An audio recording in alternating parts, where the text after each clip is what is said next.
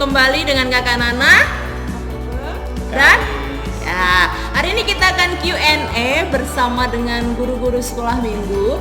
Kak, boleh nanya nggak, dulu waktu sekolah minggu guru yang paling mengena di hati itu gurunya namanya siapa? Gurunya Kak Aris dulu.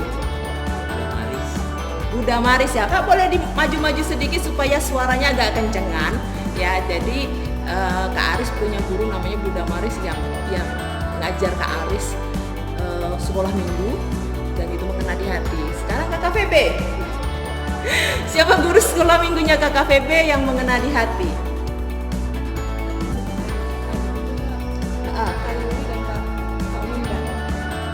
Kak Yuli dan Kak Winda.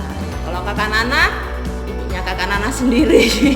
Ya, ibunya Kakak Nana sendiri yang jadi guru sekolah minggu. Sekarang Q&A berikutnya adalah cerita sekolah minggu yang paling hafal sampai hari ini, waktu ibunya Ibu Damarisnya itu ngajar dan itu masih diingat sampai sekarang. Daud lah. Daud. Itu paling dulu karena kisah itu saya jadi seorang Daud waktu itu prakteknya. Jadi enak ya, ada prakteknya. Itu Daudnya waktu jadi gembala, jadi prajurit atau jadi raja? Jadi prajurit ya. Berarti ada Goliatnya dong ya. Ada. Bukan saya tapi. Tapi masih ada temannya sekarang yang jadi Goliat.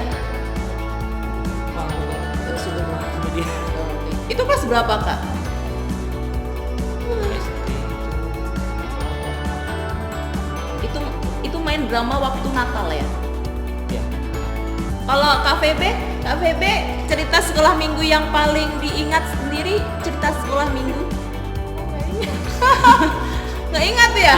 Aku yang mengena banget kalau itu udah lama banget. Iya, udah lama banget ya. Bisa gitu ya Kak Febe? Aku jadi kaget. Maksudnya kalau yang diceritain yang dia mengena banget tuh gak ingat. So, ya. Nggak ingat. Jadi kan ceritanya kan banyak ya. Tapi kalau ini kan Kak Aris kan spesifik karena dia main ke drama toh. Waktu ya nggak ingat apa banget yang dia sampai yang mengena banget, cuman cerita. Terus kalau yang sampai membuat saya mengingat cerita ini dan kamunya nggak ada, lupa ya. lupa banget. Kalau Kakak Nana masih ingat, yang mengingatkan sama Kakak Nana adalah cerita tentang Tuhan Yesus berjalan di atas air. Nah itu kita Q&A-nya on the spot ya, lagi-lagi jadi benar-benar kalau nggak tahu ya memang kita hands up dan kita bilang nggak tahu gitu ya. Oke, selanjutnya pertanyaan selanjutnya untuk cerita sekolah minggu kita adalah Kak, pertama kali dulu mulai terjun di dalam pelayanan sekolah minggu itu usia berapa, kelas berapa, dan apa yang mendasari? Turun pada saat yang dasarnya ya rasa suka jadi lagi beberapa bulan-bulan yang lalu kan kita ikut kehidupan saya banyak Oke, mantap. Sekarang Kak Febe, jangan bilang lagi Kak Febe, nggak tahu. Kak Febe, apa kelas berapa dan apa yang mendasari? Ini ya Ya, pertama kali ini karena tidak ada guru. Karena ya satu ya salah satunya adalah karena memang kan tidak ada guru. salah duanya. Salah duanya ya sama tadi juga sih suka sama anak-anak. Oh kalau misalnya karena tidak ada guru kan saya juga sebagai anak tunggal kan mau nggak mau harus terjun gitu. Terus ya karena juga senang sama anak-anak karena dulu mainnya kan ada sih kakak yang guru juga, jadi saya itu ngambil yang anak-anak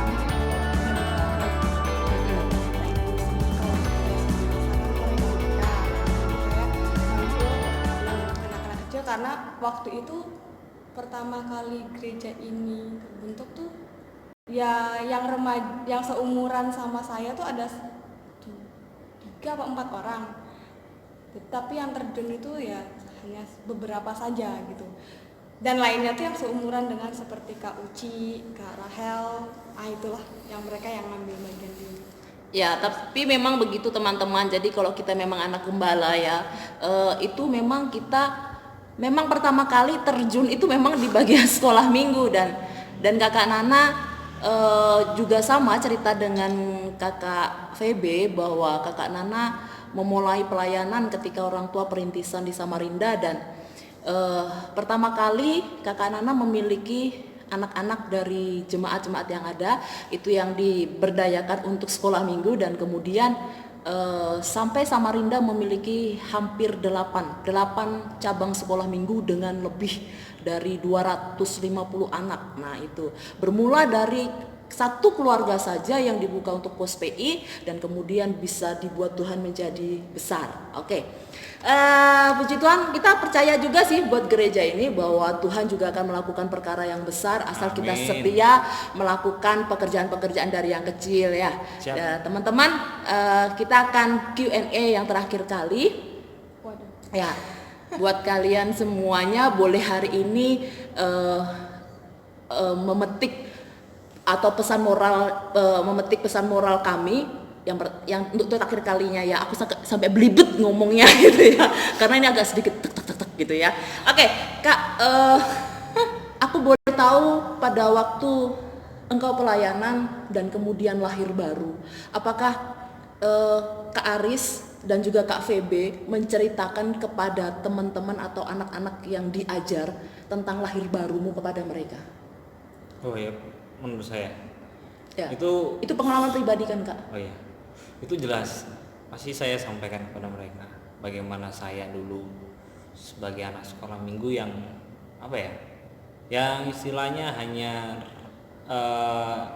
apa ya, kayak biasa-biasa saja, hidup saya biasa-biasa saja. Tapi ketika saya menerima Tuhan, hidup baru, ada banyak perubahan, banyak hal-hal yang Tuhan berikan, sehingga itu memacu saya untuk lebih dekat sama Tuhan. Dan saya juga rindu sama anak-anak, adik-adik, teman-teman kita semua yang ada yang dalam pelayanan, itu juga mereka merasakan hal yang sama seperti saya.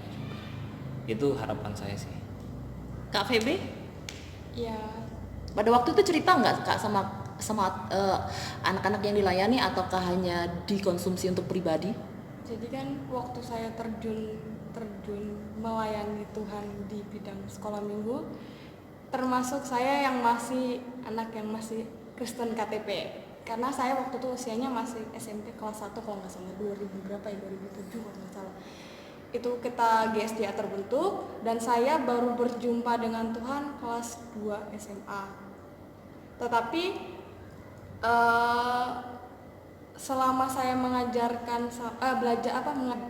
sekolah minggu, saya tetap mengucapkan, maksudnya bilang bahwa itu kayak seperti doa buat diri saya sendiri. Jadi saya mau juga supaya saya berjumpa dengan Tuhan gitu kan, karena waktu itu saya masih SMP dan masih Kristen KTP.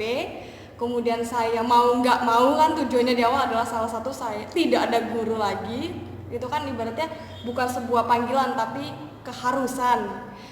Jadi waktu itu saya mulai, tapi saya melakukannya dengan hati yang suka gitu. Jadi bukan terpaksa, tapi karena ya itulah pokoknya. Jadi saya berusaha juga supaya bagaimana saya rindu tetap saya melayani anak, saya memberkati mereka, saya juga terberkati, dan mereka berubah, saya juga berubah. Jadi sama-sama mengalami. Kemudian saya mengalami Tuhan di SMA kelas 1 mau ke kelas 2, dan saya pun waktu saya mengajar kepada anak-anak atau saya bersaksi kepada anak-anak remaja, saya juga menceritakan bahwa indahnya ketika berjumpa dengan Tuhan, indahnya ketika Tuhan menyentuh hati kita secara langsung gitu. Tapi hanya perbedaan, mungkin cara menceritakannya berbeda antara kepada balita, anak-anak yang masih kecil, sama dengan yang remaja. Mungkin mereka bahasanya kita sedikit lebih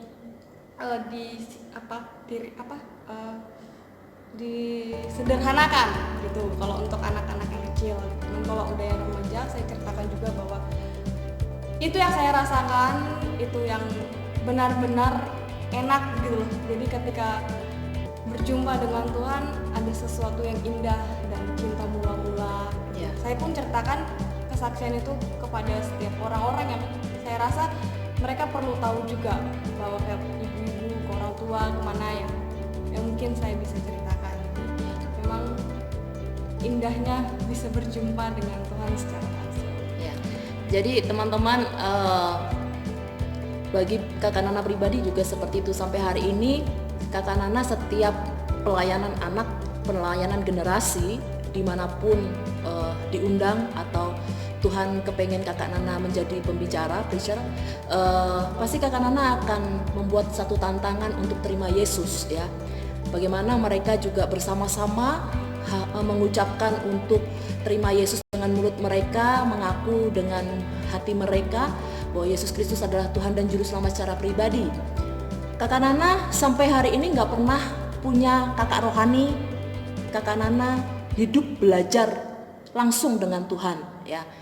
Sampai hari ini tidak ada yang pernah tahu bagaimana pertobatannya Kakak Nana, karena memang Tuhan mengkeep bagian itu karena Kakak Nana memang diajar Tuhan untuk belajar langsung. Dan inilah kesaksian dari kami bertiga tentang pelayanan, mengapa kami mencintai pelayanan generasi anak, karena kami adalah bagian dari mereka ya, karena kita semua memiliki hati yang rindu. Kalau kita dulu pernah mengalami kerusakan, kita nggak mau generasi yang ini juga mengalami hal yang sama seperti kita gitu. Jadi yang kita lakukan adalah mengcover kalian, kita memproteksi kalian sehingga tidak ada kesalahan yang kedua, ketiga dan selanjutnya. Seperti itulah, dan sampai jumpa di konten berikutnya.